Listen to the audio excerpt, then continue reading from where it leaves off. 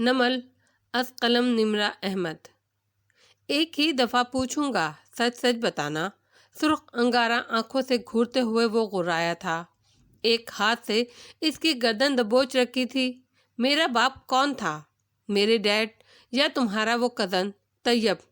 और वो एक ऐसा लम्हा था जब जवाहरात के सारे आंसू थम गए। इसकी आंखों में बेयकीनी उभरी। वो एक अजीब शर्मिंदा सा लम्हा था। वो यकटुक हाशिम को देखे गई। क्या वो मेरा बाप था? बोलो। वो दबा दबा सा गुर्राया। ऊपर खड़ा नौशेरमा सुन हो गया। गिरदो नवाह के कोनों में कान लगाए खड़े मुलाजमों ने मुंह पर हाथ रख लिए। जवाहरात के लब फड़फड़ाए। उसने थूक निगला, आई कैन एक्सप्लेन, और हाशिम ने उसकी गर्दन छोड़ दी, हाथ नीचे गिरा दिए। इसकी आंखों में ऐसा दर्द उभरा था जो जवाहरात की जान निकालने लगा। वो मुड़ गया और चंद कदम आगे गया। अभी सब सुन खड़े थे, दम साधे, सांस रोके। वो मेज तक गया, जार उठाया, उसका ढक्कन उतारा और वापस इसकी तरफ घूमा। आज तुमने मेरे डैड को दूसरी दफ़ा मार दिया। और ये कहकर उसने जार में मौजूद पानी इसके चेहरे पर फेंक दिया। ये जवाहरात कारदार की चीखें थीं, जिन्होंने वहां खड़े हर शख्स को बताया था कि वो पानी नहीं था, वो तेजाब था। ईदुस मार्जिए अभी बीते नहीं। बाब नंबर 30। एक दिन जब आया जूलियस सीजर अपनी रियाया के सामने, तो उसे पुकार कर बोला एक नजूमी, ए सीजर, खबरदार रहना ईदुस मार्जिए से। पूछा सीजर ने मुसाहिबों से, क्या कहता है ये आदमी? बताया किसी ने, ये कहता है खबरदार रहिए मार्च की दरमियानी तारीख यानी ईदस मार्जिए से। जब आई मार्च की 15 तारीख और दाखिल हुआ सीजर अपने दरबार में, तो नजर आया उसे वो नजूमी। उसको देखकर सीजर इत्मीनान से मुस्कुराकर बोला, ईदस मार्जिए तो आ चुके हैं। इस पे कहा नजूमी ने सर झुकाकर। बजा फरमाया सीजर, वस्त मार्च के दिन शुरू हो चुके हैं मगर अभी ख़त्म नहीं हुए। विलियम शेक्सपियर के ड्रामे जूलियस सीजर से माखूज। और फिर उसी दिन ईदस मार्जिए यानी मार्च की 15 तारीख को ही सीजर को ब्रूटस और दूसरे बागियों ने कत्ल किया था। रात का अंधेरा हर शय को सालिम निगल कर सादगी से दुनिया वालों को देख रहा था। सर्वेंट रूम में उसका बिस्तर खाली था और वो घर की पिछली तरफ लगे दरख्त पर चढ़कर दीवार के पार उतर रही थी। जैसे ही वो जमीन पर उतरी, सुर्ख मफलर वाला आदमी किसी कोने से निकलकर सामने आ खड़ा हुआ। वो झुंझुलाई हुई सीधी हुई, उस दरख्त पर चढ़ते उतरते मेरे जिस्म पर 10 बार जख्म आए हैं। क्या तुम मुझसे किसी और तरह से नहीं मिल सकते? बात सुनो लड़की। वो अंधेरे में खड़ा था और इसके चेहरे के खदो खाल नजर नहीं आते थे। तुम्हारे नाम का मतलब होता है परी चेहरा लड़की, सफ़ेद जिल्द वाली हसीन लड़की। तुम्हारी अपने मालकों से गद्दारी के बदले में तुम्हें जितने पैसे मैं दे रहा हूँ, इनसे तुम अपने नाम की तरह खूबसूरत जिंदगी गुजारोगी। इस बात पर उसकी आंखें चमकी और लबों पर मुस्कुराहट दर आई। तुम्हारी यही बातें मुझे अच्छी लगती हैं। फिर गर्दन अकड़ा कर बोली, बताओ अब मुझे क्या करना है? दश्त हस्ती में शबे गम की सहर करने को हिजर वालों ने लिया रुख्त सफ़र सन्नाटा। फारस अभी अभी लाउंज में दाखिल हुआ था और बगैर तमहीद के इसने वो तकलीफ दे खबर सुना दी थी। लाउंज में सन्नाटा तारी हो गया। सब शल से उसे देखे गए। वो इसी तरह खड़ा रहा। हाशिम ने अपनी माँ पे जुमर की आंखें फटी के फटी रह गईं। हुनैन से कुछ बोला नहीं गया। नुदरत ने मुंह पर हाथ रख लिया। उसको हया ना आई? वो उसकी माँ थी। उनका दिल कांपा। कोई अपनी माँ के साथ ऐसा कैसे कर सकता है? बड़े अब्बा अंगश बदना थे, क्योंकि इसकी माँ ने उसे यही सिखाया है। सादी ने अफसोस से सर झटका। मैं इसीलिए उसकी असलियत हाशिम को नहीं बताना चाहता था। मुझे डर था वो उनको मार डालेगा। मारा ही तो नहीं है इसने उसको। फारस सपाट से अंदाज में कहकर कमरे की तरफ बढ़ गया। जुमर उठकर इसके पीछे आई। वो कमरे में आकर चुपचाप सोफे पर बैठ गया था। तुम्हें अफसोस नहीं हुआ? वो पूछे बगैर ना रह सकी। فارس نے وہی بے تاثر نگاہیں اٹھا کر اسے دیکھا۔ ایک انسان ہونے کی حیثیت سے ہاں ہوا ہے، میں یہ چاہتا تھا کہ وہ اپنی ماں کو خود سزا دے۔ وہ دونوں میرے بھائی اور بیوی کے قتل میں شریک جرم تھے، البتہ میں اس سے اتنی صفائی کی توقع نہیں کر رہا تھا، مگر یہ وہ عورت ہے جس نے نوشیروان کی ایسی تربیت کی کہ وہ سعدی کو گولیاں مار کر چلا گیا، جس نے ہاشم کی ایسی تربیت کی کہ وہ ہماری زندگیاں اجاڑتا رہا، جس نے سعدی کے قتل کا حکم نامہ جاری کیا تھا، تمہاری صحت کے ساتھ کھیلتی رہی۔ اس لیے سچ پوچھو تو مجھے کچھ زیادہ افسوس نہیں ہے۔ میں نے کئی برس جن دنوں کا انتظار کیا تھا، بالآخر وہ دن آ گئے ہیں۔ اس کی آواز سرد ہو گئی تھی۔ زمر اداسی سے اسے دیکھتی رہی۔ کیا انتقام پا کر سکون ملتا ہے فارس؟ وہ زخمی سا مسکرایا۔ تم نے وہ 3 قدیم چینی بددعائیں سن رکھی ہیں؟ خدا کرے تم جیو دلچسپ زمانوں میں، خدا کرے تمہیں اعلیٰ عہدوں پر فائز لوگ پہچاننے لگیں، اور تیسری، اس نے گہری سانس بھری، خدا کرے تمہیں وہ مل جائے جس کی تمہیں تلاش تھی۔ یہ بددعائیں ہیں؟ پتہ نہیں، مگر مجھے لگتا ہے میری طرف آتی ساری بددعاؤں کی قبولیت کا وقت آ پہنچا ہے۔ اور وہ اٹھ گیا۔ کتنا شوق تھا مسز کاردار کو پلاسٹک سرجریز کروانے کا۔ باہر بیٹھی حنین خلا میں دیکھتی کہہ رہی تھی، اب ان کی ساری زندگی جانے کتنی سرجریز کروانے میں گزر جائے گی۔ ہاشم، ایسا تو نہیں تھا؟ سعدی افسوس سے بولا تو سب نے اسے دیکھا، آنکھیں نکال کر۔ ابھی زمر کو لفٹ میں ڈبونے والے واقعے کو دن ہی کتنے ہوئے تھے؟ میں صرف اتنا کہہ رہا ہوں، وہ پہلے ایسا نہیں تھا۔ جب میں اس کی قید میں تھا تب وہ پچھتاتا تھا۔ اس کا دل ایسا نہیں تھا، اب وہ ہر حد پار کرتا جا رہا ہے۔ وہ ترہم سے کہہ رہا تھا۔ حنین کے دل کے اندر کچھ آج بھی ڈوبتا تھا، شاید وہ یادیں تھیں، شاید کچھ اور۔ وہ ہمیشہ سے ایسا ہی تھا بیٹا، بڑے ابا نے تلخی سے مسکرا کر کہا۔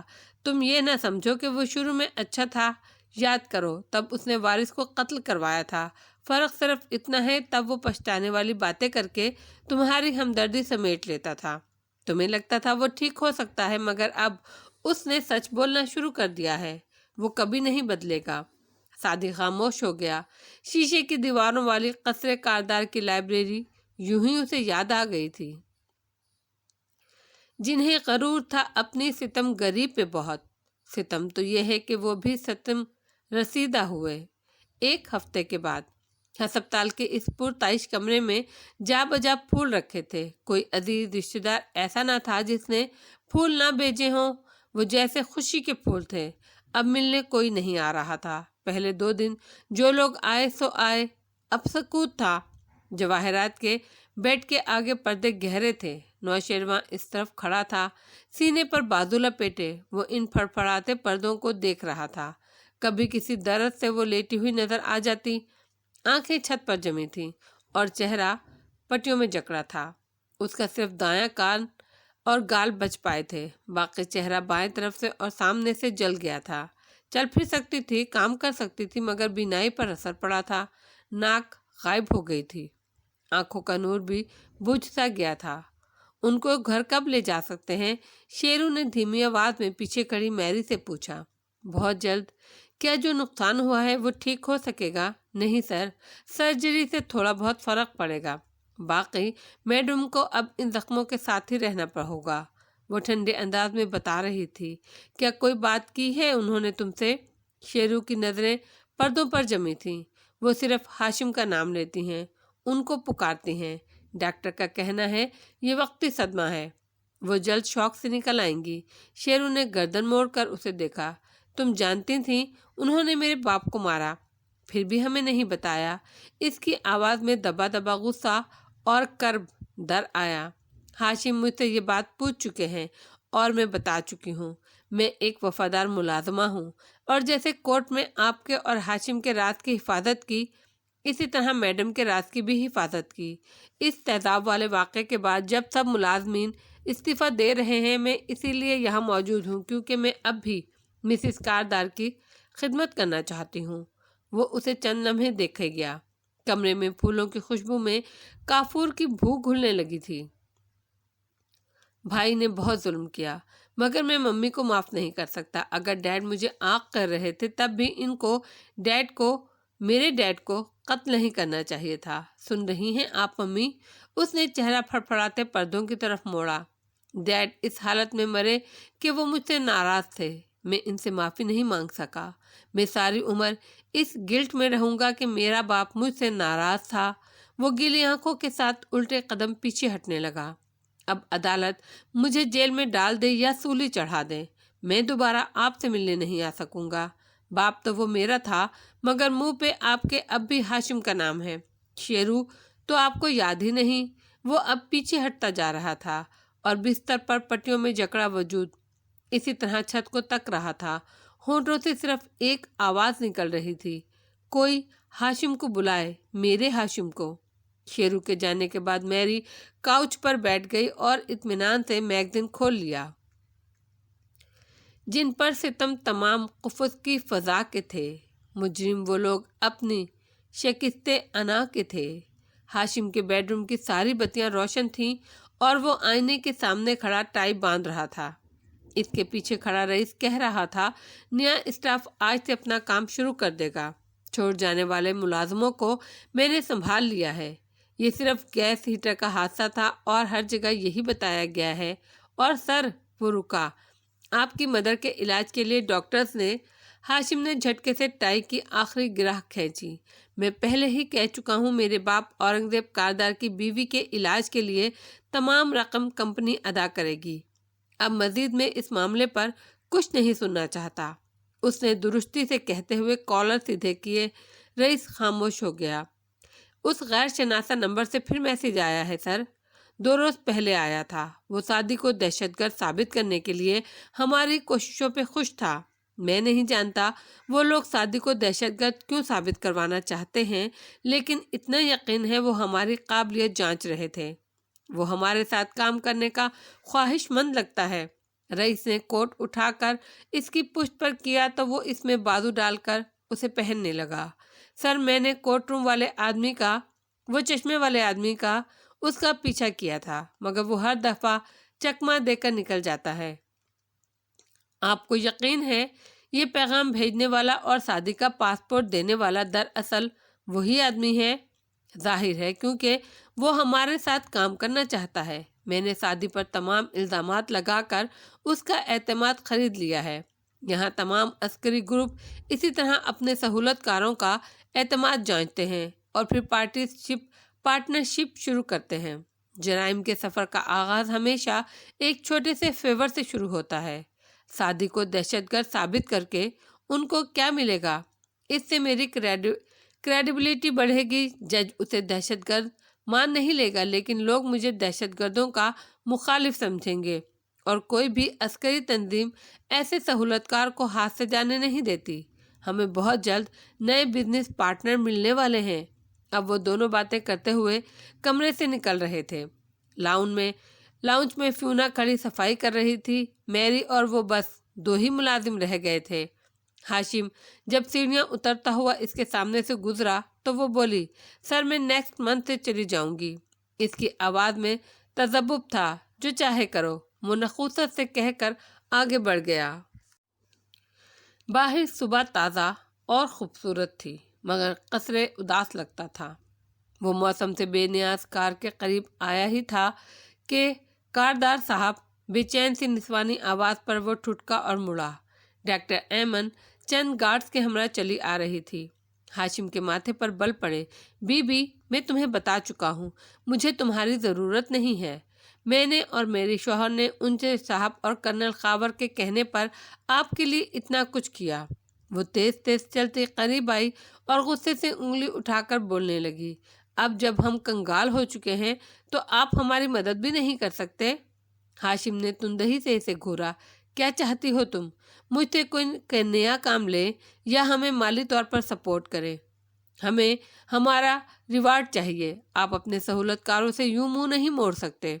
ہاشم چند لمحے اسے دیکھتا رہا، پھر تاثرات نرم ہوئے آگے آیا اور نرمی سے اس کے کاندھے پر ہاتھ رکھا۔ آئی ایم سوری، میں کچھ پریشان ہوں آج کل۔ بس کچھ روز میں یہ کیس ختم ہو جائے، میں آپ سب کو نواز دوں گا۔ میں مدد کرنے والوں کو بھولا نہیں کرتا، مگر تب تک آپ کو خاموشی سے انتظار کرنا ہوگا۔ ڈاکٹر ایمن کے تنے تاثرات ڈھیلے پڑے۔ اس نے سر ہلا دیا، مگر ابھی تک اضطرابی انداز میں انگلی میں پہنی نوکیلے ہیرے والی انگوٹھی مروڑ رہی تھی۔ کیا آپ مجھے زبان دے رہے ہیں؟ بالکل۔ وہ چند لمحے نرمی سے اس کی تسلی کراتا رہا، پھر اس کے جانے کے بعد وہ رئیس سے آہستہ سے بولا، ان سب کا بھی کچھ کرنا پڑے گا، یہ تو میری جان کو آ رہے ہیں۔ ایک خواب ہے کہ بار دیگر دیکھتے ہیں ہم، ایک آشنا سی روشنی سارے مقام میں ہے۔ مور چال پر رات گہری چھائی تھی، گرمی اور حبس دن بدن بڑھتا جا رہا تھا۔ لاؤنج نیم روشن تھا، فارس ابھی ابھی آیا تھا اور چابیاں کھونٹی پر لٹکا رہا تھا جب دیکھا ندرت تن فن کرتی کچن سے نکلی ہیں اور دھاڑ سے سیم کے کمرے کا دروازہ کھولا جو اندھیرے میں ڈوبا تھا، اور حنین اور اسامہ اپنے اپنے بستر پر لحاف اوڑے گپ سو رہے تھے۔ کوئی انسانیت ہے تم لوگوں میں؟ وہ حلق کے بل چلائیں۔ میں نے کہا تھا آدھے گھنٹے بعد دودھ کے نیچے چولہا بند کر دینا، مگر جب تک دودھ کی آبشار نہ بہہ جائے تم لوگوں کو تسلی نہیں ہوتی۔ آپا، وہ اکتا کر ان کے قریب آیا، وہ سو رہے ہیں، ان کے سر پر آپ کیوں چلا رہی ہیں؟ ندرت نے اتنے ہی غصے سے مڑ کر اسے دیکھا۔ بس کرو، بڑا سو رہے ہیں۔ ان بے غیرتوں کا واٹس اپ کا لاسٹ سین پچھلے 3 منٹ پہلے کا ہے، بس ماں کو دیکھ کر فرعون کی ممیاں بن جاتے ہیں۔ وہ غصے سے بولتی ہوئی باہر نکل گئیں۔ فارس نے بے اختیار ان دونوں کے پلنگ دیکھے جن میں جنبش تک نہیں ہوئی تھی۔ وہ سر جھٹک کر اپنے کمرے کی طرف بڑھ گیا۔ یار ہنا، سیم نے جھٹ منہ نکال کر اسے پکارا۔ وہ بھی فوراً اٹھ کر بیٹھی۔ ہاں ہاں، میں بھی وہی سوچ رہی ہوں جو تم سوچ رہے ہو، امی کا انٹرنیٹ بند کرنا پڑے گا، یہ تو بگڑتی جا رہی ہیں۔ بالکل، ماں باپ کو اتنی آزادی دینا اچھی بات نہیں ہے، آج کل کے زمانے کا کوئی بھروسہ نہیں۔ دونوں سر جوڑ کر بیٹھ گئے تھے۔ فارس اپنے کمرے میں آیا تو وہ ہمیشہ کی طرح بہت سی فائلز کے درمیان بیٹھی نظر آ رہی تھی۔ اسے دیکھ کر سر اٹھایا اور مسکرائی۔ وہ بھی مسکرا دیا۔ کام ہو رہا ہے۔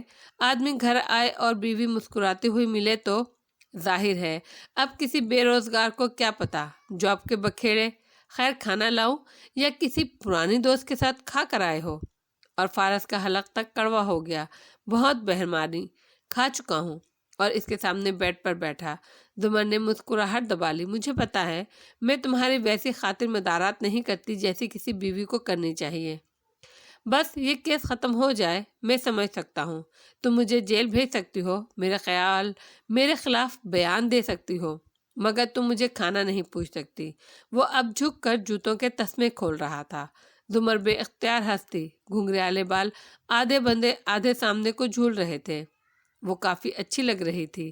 ناک کی لونگ انگلی کی نیلے رنگ والی انگوٹھی اسے مزید حسین بناتی تھی۔ تم ہمیشہ سے اتنے ہی ظالم تھے یا اب ہوئے ہو؟ آپ کی صحبت کا اثر ہے مادام، ورنہ میں تو چند ماہ پہلے تک ایک شریف آدمی تھا۔ ویسے وہ اس کے سامنے نیم دراز ہو گیا۔ اس چڑیا گھر سے ہم کب نکل رہے ہیں؟ نکلنا کیوں چاہتے ہو یہاں سے؟ میں چاہتا ہوں ہمارا اپنا علیحدہ گھر ہو جہاں ہم 2 نارمل انسانوں کی طرح رہیں۔ ابھی ہم نارمل نہیں ہیں کیا؟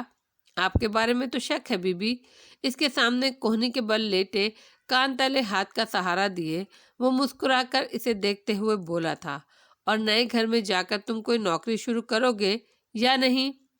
آپ نہ مجھے اپنا ذاتی خدمتگار رکھ لیجیے گا، اس سے بڑی کوئی نوکری ہوگی کیا؟ ماشاءاللہ وکیل ہیں آپ، لوگوں کی کھال کھینچ کر پیسے لیتی ہیں، مجھے بھی تنخواہ تو اچھی دیں گی۔ وہ سنجیدگی سے کہہ رہا تھا اور وہ ہنستی چلی گئی۔ ہمیشہ جاب کی بات ٹال دیتے ہو، مگر میں بھی ہار ماننے والی نہیں ہوں، پیچھے پڑی رہوں گی۔ قلم سے تنبیہ کرتے وہ 2 ٹوک بولی اور پھر سے لکھنے لگی۔ پھر سر اٹھا کر بولی، اگر فارس ہمارے پاس وارث غازی کی فائلز ہوتی یا حنین کا میموری کارڈ ہوتا جس میں کارداز کے خلاف کچھ مواد تھا تو ہم یہ کیس بہت آسانی سے جیت لیتے۔ ہمارے پاس ایک انتہائی قابل وکیل ہے جو بے شک انتہائی بے مروت اور شفاق واقع ہوئی ہے، مگر میں اچھی امید رکھتا ہوں، اور اب بہت ہو چکا۔ زمر نے فائل اٹھا کر اسے دے ماری۔ کیا کہا تھا میں نے ابھی؟ شفاق اور بے مروت وکیل۔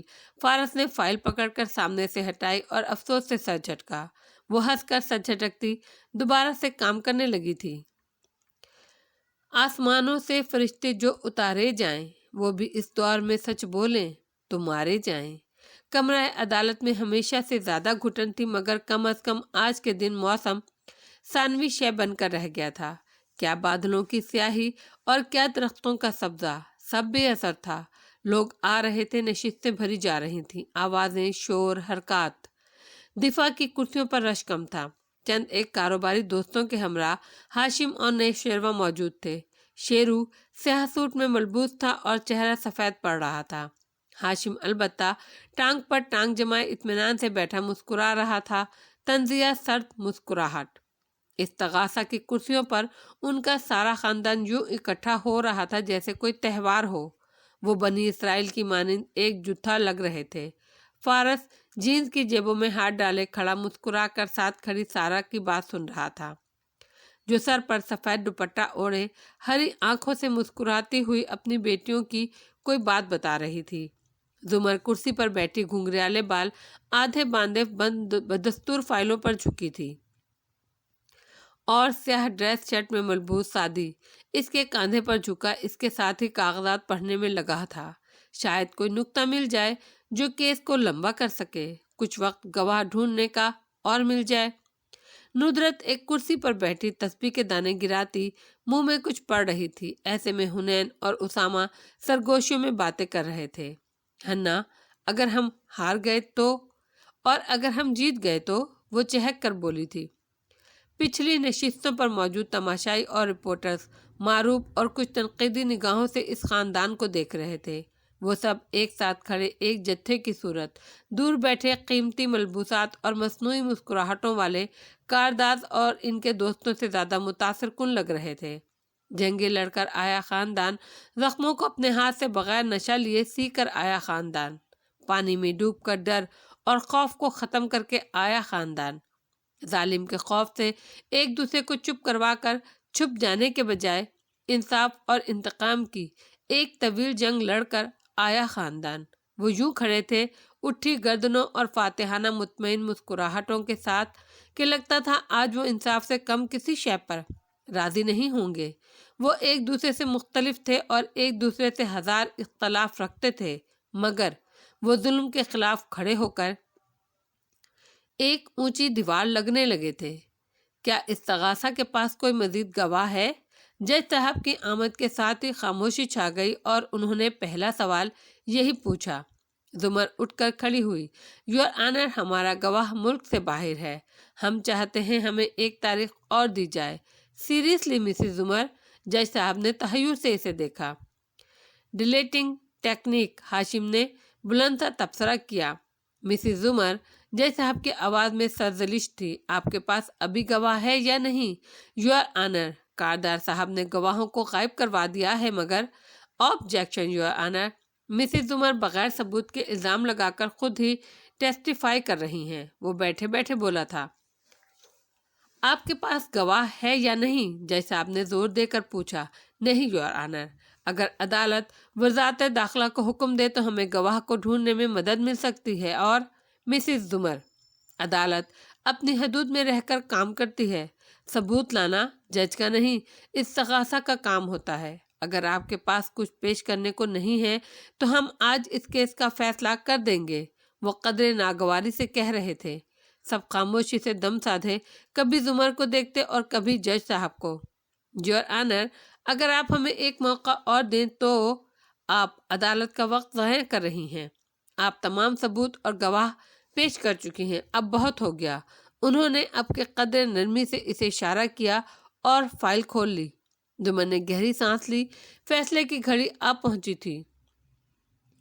عدالت فیصلہ سنانے کے لیے تیار ہے۔ جج صاحب کا یہ کہنا تھا کہ سب نشستوں سے کھڑے ہو گئے۔ دونوں فریق اب برابر کھڑے تھے اور جج صاحب اوپر اونچے چبوترے پر بیٹھے اینک ناک پر لگائے کاغذ سے پڑھ کر کہہ رہے تھے۔ سرکار بنام نوشیروان کاردار میں مدعی سعدی یوسف نے نوشیروان کاردار ولد اورنگزیب کاردار۔ ہاشم نے تھوک نگلی۔ کاردار کے اوپر اقدام قتل، تشدد، اغوا اور حبس بیجا میں قید رکھنے کا الزام لگایا تھا، جو کہ تعزیرات پاکستان آرٹیکل 307، 365، 350 کے تحت آتے ہیں۔ فارغ سب سے پیچھے کھڑا تھا، سب کی طرح وہ بھی بھویں بھینچے سانس ساکن روکے سن رہا تھا۔ البتہ گردن بھی گھما لیتا، چشمے والا آج نہیں آیا تھا۔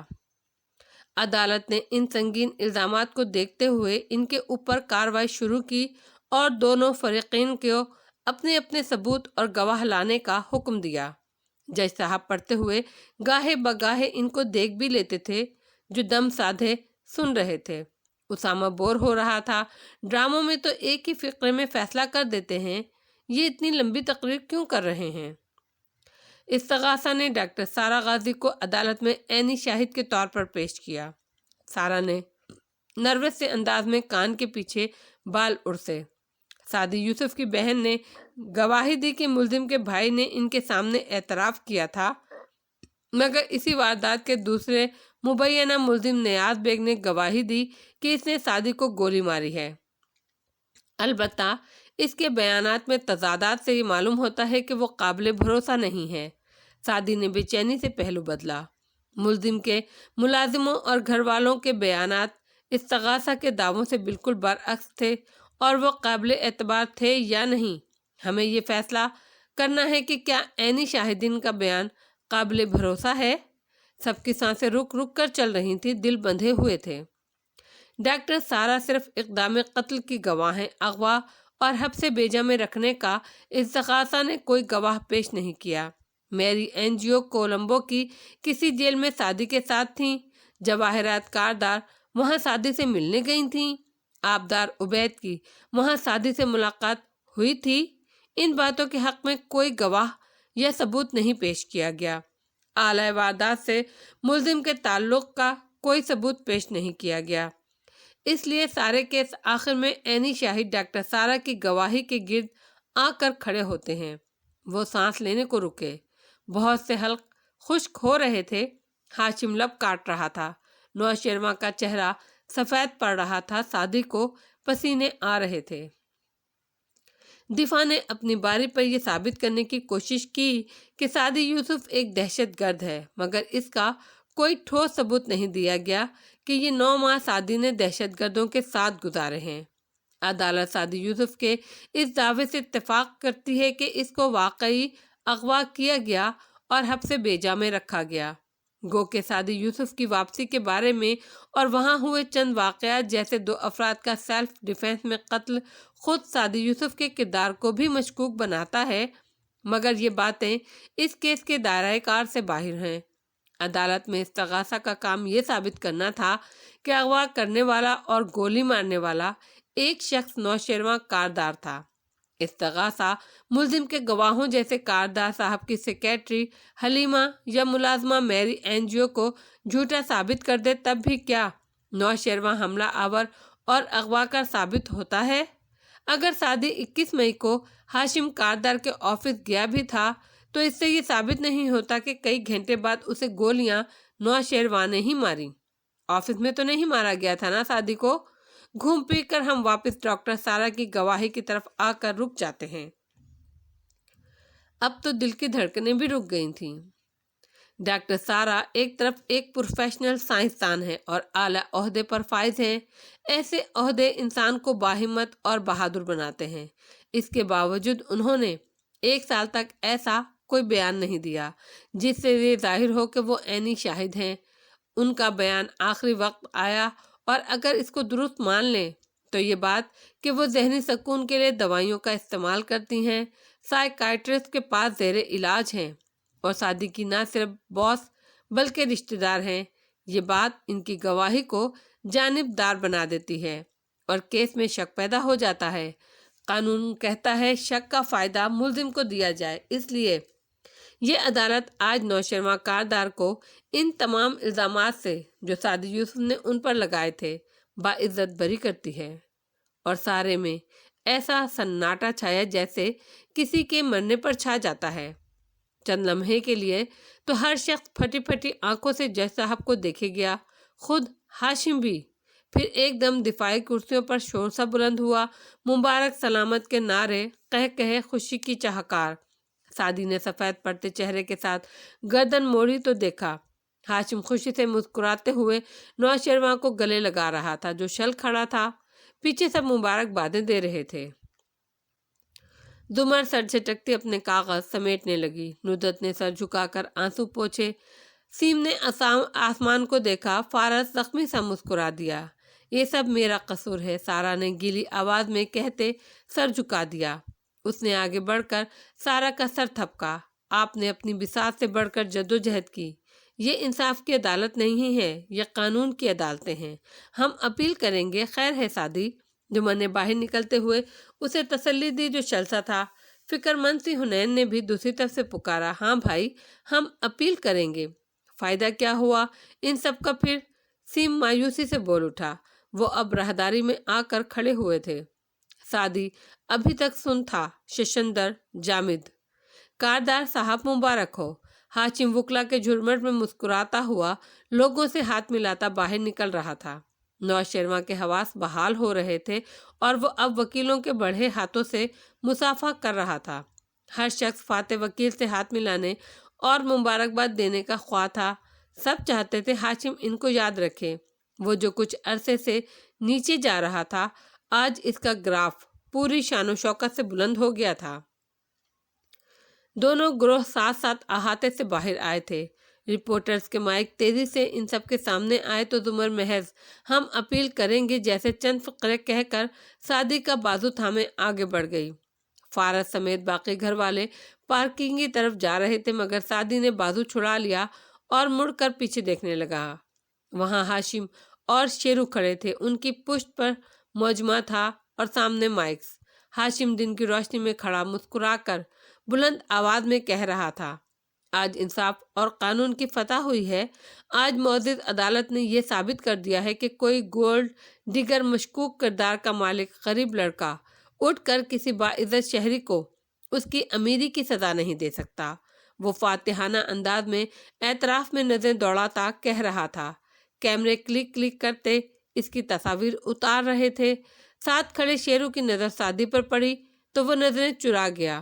وہ خود بھی اتنا ہی بے یقین تھا جتنا کہ سعدی یوسف نے کیس کے دوران متعدد بار ہم سے بھاری رقم کا مطالبہ کیا، مگر ہم جانتے تھے عدالت میں فتح سچ اور حق کی ہی ہوگی۔ ہم ان وکلا میں سے ہیں جنہوں نے چیف جسٹس کی بحالی اور عدلیہ تحریک کے لیے قربانیاں دی تھیں۔ ہم نے اس ملک میں جمہوریت کی بقا کے لیے قربانیاں دی ہیں۔ اب وہ زمانے چلے گئے جب لالچی لوگ اس طرح غریب کاٹ کھیلتے تھے۔ اب عدالتیں آزاد ہیں۔ سعدی چلو۔ زمر اسے کوہنی سے کھینچنے کی کوشش کر رہی تھی مگر اس نے پھر سے بازو چھڑا لیا اور پتلیاں سکیڑے ہاشم کو دیکھے گیا۔ فارس آدھے راستے سے مڑ کر واپس آیا اور برہمی سے اسے پکارنے لگا، سعدی کیا کر رہے ہو؟ ادھر ہاشم کہہ رہا تھا، میں اعلیٰ حکام سے درخواست کرتا ہوں بھلے ہم نے سعدی یوسف کو معاف کر دیا ہو مگر کیس کے دوران جو سعدی کے دہشت گردوں کی معاونت کے ثبوت اور گواہ سامنے آئے ہیں ان کے بارے میں مکمل تحقیقات ہونی چاہیے۔ کاردار صاحب، آپ کے اپنے ہی بھائی نے آپ کی کمپنی کے خلاف پریس کانفرنس کی تھی اور پیپر شائع کیا تھا جس سے آپ کی کمپنی کو کافی نقصان ہوا۔ اس بارے میں کیا کہیں گے؟ اسی سے آپ اندازہ لگا لیں کیا اتنا سچا اور مخلص انسان کسی کو گولی مار سکتا ہے؟ وہ شیرو کی طرف اشارہ کر کے ترکی ترکی بولا تھا، کاردار صاحب آپ اپنی والدہ کے حادثے کے بارے میں کیا کہیں گے؟ مگر وہ سوال مکمل ہونے سے پہلے ہی ابھی کے لیے اتنا ہی کافی ہے کہہ کر وہ مسکراتا ہوا آگے آنے لگا۔ رپورٹرز بکھرنے لگے اور وہ دونوں بھائی جھرمٹ میں راستہ بناتے چلتے ہوئے اس طرف آنے لگے۔ سعدی اسی طرح کھڑا تھا، اس کا تنفس تیز ہو رہا تھا، ہاتھ کانپ رہے تھے، چہرہ دھوپ کی تمازت سے سرخ پڑ رہا تھا۔ وہ سامنے سے آتے فاتح ہجوم کو دیکھ کر چلایا تھا، جھوٹ بول رہے ہو تم لوگ۔ ہاشم نے دھوپ کے باعث ماتھے پر ہاتھوں کا چھجا بنا کر مسکرا کر اسے دیکھا۔ رپورٹرز اب اس طرف گھوم گئے تھے۔ اللہ قہر نازل کرے گا تم پر، اللہ غارت کرے تمہیں۔ کیمرے دھڑا دھڑ سعدی کی تصاویر اتار رہے تھے، ویڈیو بنا رہے تھے۔ ہاشم مجموعے کی طرف گھوما اور تبصرے کے سے انداز میں کہنے لگا، شکست کے بعد بہت سے لوگوں کو نفسیاتی امراض کے ہسپتالوں میں داخلے کی ضرورت ہوتی ہے۔ مجھے افسوس ہے اس بچے کے لیے، لیکن میں نے اس کے جھوٹوں کے لیے اس کو معاف کیا۔ ہاشم پھر سے چلنے لگا اور وہ اسی طرف آ رہا تھا۔ اسے آگے بڑھنے کے لیے سعدی کے پاس سے گزرنا تھا اور سعدی مٹھیاں بھینچ کر آگے بڑھا کہ اس کے منہ پر دے مارے، مگر فارس نے پیچھے سے اس کی کوہنی اور بازو سے جکڑ لیا اسے۔ چلو یہاں سے، وہ دبے دبے سختی سے بولا، وہ تمہیں اکسا کر تماشا کرنا چاہتا ہے، چلو یہاں سے۔ ہاشم اب مسکراتا ہوا قریب آ چکا تھا۔ آخری بات پر سعدی نہ رکتا، اگر فارس اسے زبردستی کھینچتا ہوا وہاں سے نہ لے جاتا۔ ساتھ ہی وہ اس کو ڈانٹ بھی رہا تھا، کیا کر رہے تھے تم؟ اس کو مکہ مارتے تو وہ اقدام قتل کا مقدمہ کر دیتا اور اس کے پاس ثبوت بھی ہوتے اور گواہ بھی، اور وہ یہی چاہتا تھا۔ سعدی لڑکھڑاتے قدموں سے چلنے لگا۔ چلتے چلتے کاندھا جھٹک کر اس نے بازو چھڑایا۔ چہرہ سرخ تھا، آنکھوں میں پانی تھا۔ سب گھر والے کار پارکنگ میں رکے کھڑے تھے اور اس نے کسی کو نہیں دیکھا، کسی سے بات نہیں کی، بس آگے بڑھتا گیا اور بڑھتا ہی چلا گیا۔ نوشیروان اور ہاشم کافی دیر بعد اپنی اپنی کاروں کے سامنے آ کھڑے ہوئے تھے۔ مبارکباد دو اور تعریفوں کو سمیٹنے میں وقت لگ رہا تھا۔ نوشیروان اب سنبھل چکا تھا اور صرف سنجیدہ دکھائی دیتا تھا۔ ہاشم نے مسکرا کر اسے دیکھا اور بولا، تم آزاد ہو، آج سے نئی زندگی شروع کر سکتے ہو۔ آپ کو یقین تھا ہم جیت جائیں گے؟ اگر میں شروع میں اسے نہیں لڑنا چاہتا تھا تو اس لیے کہ ہم بدنام ہوں گے، کاروبار کو نقصان پہنچے گا، مگر مجھے معلوم تھا یہ کیس وہ نہیں جیت سکتے۔ قتل کرنا آسان ہے شیرو، اسے ثابت کرنا بہت مشکل۔ اس نے مسکرا کر شیرو کا شانہ تھپ تھپایا۔ نوشیروان جواباً اس کے گلے لگ گیا۔ مجھے بچانے کا شکریہ بھائی، اس کے کان کے قریب شیرو بولا تھا، مگر مجھے افسوس ہے دوسروں کی طرح میں نے بھی آپ کو استعمال کیا۔ یہ جو ٹوٹی ہوئی ہینڈ فری میں آپ کی جیب میں ڈال رہا ہوں، یہ وہ ہے جس کا ایئر بڈ آبدار نے اس روز توڑ کر جھوٹ بولا تھا کہ وہ بگ ہے۔ ایک ہاتھ سے اس کی جیب میں ٹوٹی ہوئی تار ڈالتے وہ دھیرے سے زہر اس کے کانوں میں انڈیل رہا تھا۔ زمر کو اس نے نہیں، میں نے بچایا تھا۔ جس جرم کی آپ نے اس کو سزا دی وہ اس نے کیا ہی نہیں تھا۔ یہ کہہ کر وہ اس سے الگ ہوا تو دیکھا ہاشم کی تلخ مسکراہٹ ویسی ہی قائم تھی۔ میرے بے وقوف بھائی، اس نے شیرو کے شانے پر ہاتھ رکھ کر دباؤ ڈالا تو سرد سی لہر اس کی ریڑھ کی ہڈی میں دوڑتی گئی۔ تمہیں لگتا ہے مجھے یہ نہیں معلوم؟ تم ہمیشہ بے وقوف رہو گے شیرو۔ فارس کو لفٹ کا علم پہلے سے تھا، یہ دیکھ کر ہی مجھے معلوم ہو گیا تھا کہ یہ تم نے کیا ہے۔ میں نے تم سے پوچھا بھی تھا، تم نے انکار کر دیا، لیکن میں تمہارے ساتھ وہ نہ کرتا جو آبی کے ساتھ کیا۔ میں نے اس کو اس لیے مارا کیونکہ وہ مجھے اکسا رہی تھی، وہ خود اپنا قتل چاہتی تھی، وہ پیپر نائف سے مجھے نہیں مار سکتی تھی، وہ صرف چاہتی تھی کہ میں اسے مار ڈالوں۔ میں نے اس کی خواہش پوری کی، میں نے اس پر احسان کیا۔ اس کا جرم وہ تمام دھوکے تھے جو وہ مجھے پہلے سے دے چکی تھی۔ مجھے اب کسی شے کا کوئی پچھتاوا نہیں ہے اور میں تمہارا کیس تمہیں بچانے کے لیے نہیں لڑتا رہا، صرف اپنے نام کو کلیئر کرانے کے لیے لڑتا رہا ہوں۔ نوشیروان شل ہو گیا۔ یہ عدالتی دھچکے سے زیادہ بڑا دھچکا تھا۔ اگر وہ الزام اپنے سر نہ لیتی تو میرے ساتھ کیا کرتے آپ؟ وہی جو اب کرنے جا رہا ہوں۔ وہ زخمی سا مسکرایا۔ ہم دونوں الگ الگ گاڑیوں میں واپس جائیں گے، الگ الگ زندگیوں کی طرف۔ سونیا کے ساتھ میں قصر سے شفٹ ہو رہا ہوں، تم اور تمہاری ماں وہاں رہ سکتے ہو۔ پھر ایک ملامتی مسکراہٹ کے ساتھ اسے چند لمحے دیکھتا رہا۔ تم سب نے مجھے تباہی کی طرف دھکیلا ہے شیرو، تم، ممی، سعدی، شہرین، آبی، تم سب سے محبت کی تھی میں نے، تم سب نے مجھے میری محبت کی سزا دی۔ کہہ کر اس نے سن گلاسز آنکھوں پر چڑھائے، ان کی سرخی اور نمی چھپا لی اور کار میں بیٹھ گیا۔ کالا شیشہ بند ہو گیا تو شیرو اسے دیکھنے کے قابل بھی نہیں رہا۔ چند لمحے بعد وہاں سے دو کاریں دو الگ الگ راستوں پر روانہ ہوئیں۔ عدالت کی اونچی عدالت کی عمارت کی قدیم دیواریں خاموشی سے اپنے جہنمی شور کو سن رہی تھیں۔ دیکھا نہ کسی نے بھی میری سمت پلٹ کر، محسن میں بکھرتے ہوئے شیشوں کی صدا تھا۔ وہ کن قدموں سے گھر پہنچا اسے معلوم نہیں تھا۔ سب خاموشی سے اندر آئے تھے، صرف وہ تیزی سے آگے بھاگتا گیا۔ کمرے میں آ کر اس نے دروازہ لاک کر دیا، پردے گرا لیے۔ دوپہر کے باوجود روشنی نہ تھی۔ اسٹڈی ٹیبل پر قانون کی کتابیں رکھی تھیں۔ سادی چند لمحے گلابی پڑتی آنکھوں سے ان کتابوں کو دیکھتا رہا۔ میں سچ بول رہا تھا۔ اس نے موٹی کتاب اٹھا کر زور سے دیوار پر دے ماری۔ میں سچ بول رہا تھا۔ اس نے بوٹ کی ٹھوکر سے میز لڑکھڑائی۔ اسٹڈی لیمپ نیچے گرا، فرش سے ٹکرا کر بلب چکنا چور ہو گیا۔ میں سچ بول رہا تھا۔ وہ اب ریک میں رکھی کتابیں نکال کر زمین پر پھینک رہا تھا۔ اس کی آنکھوں سے آنسو گر رہے تھے۔ میں سچ بول رہا تھا۔ وہ روتے ہوئے گھٹنوں کے بل زمین پر گرتا گیا، سر جھکائے، آنکھیں سختی سے نیچے۔ وہ پھوٹ پھوٹ کر رو رہا تھا۔ سامنے کتابوں کا ڈھیر لگا پڑا تھا جن میں ہزاروں قوانین اور دستور درج تھے۔ میں سچ بول رہا تھا۔ اس نے گیلی آنکھیں کھولیں، پھر غصے اور بے بسی سے ایک کتاب اٹھائی اور کھول کر صفحے پھاڑنے چاہے، مگر ہاتھ کانپ گئے۔ وہ یہ نہیں کر سکا۔ میں سچ بول رہا تھا۔ وہ سیاہ جلد والی سیاہ و سفید کی مالک کتابوں کے سامنے اکڑوں بیٹھا تھا اور سر گھٹنوں میں دیے بچوں ہی کی طرح رو رہا تھا۔ مگر کیا فائدہ سچ بولنے کا، سچ کے لیے لڑنے کا؟ باہر سب خاموشی سے اس کی توڑ پھوڑ اور اب سسکیوں کی آوازیں سن رہے تھے، مگر ایک دوسرے سے نظریں چرائے ہوئے تھے۔ بڑے ابا نے کسی سے کچھ نہیں پوچھا تھا۔ چہرے بتا رہے تھے کہ جو انصاف مانگنے گئے تھے وہ مصلحتوں میں لپٹے نظریہ ضرورت جیسے فیصلے کو اٹھا لائے تھے۔ ادھر اپنے آفس کی راہداری میں تیز تیز چلتے ہاشم نے رئیس سے پوچھا تھا، آخری کارڈ کھیلنے کا وقت آ گیا ہے، پارٹی کی تیاری مکمل ہے؟ جی سب تیار ہے سر۔ اچھا، میں نیا گھر دیکھنے جا رہا ہوں۔ انٹیریئر ڈیزائنر نے آج کام ختم کر لینا تھا۔ کیا وہ ہو گیا؟ وہ سیل فون دیکھتے تیز تیز قدم اٹھا رہا تھا۔ زندگی کی مصروفیات پھر سے شروع ہو گئی تھیں۔ یس سر، آپ کیس کے سلسلے میں بزی تھے، میں نے اس کو سنبھال لیا تھا۔ تم نے نہیں؟ اس نے مسکرا کر ٹوکا۔ میں نے۔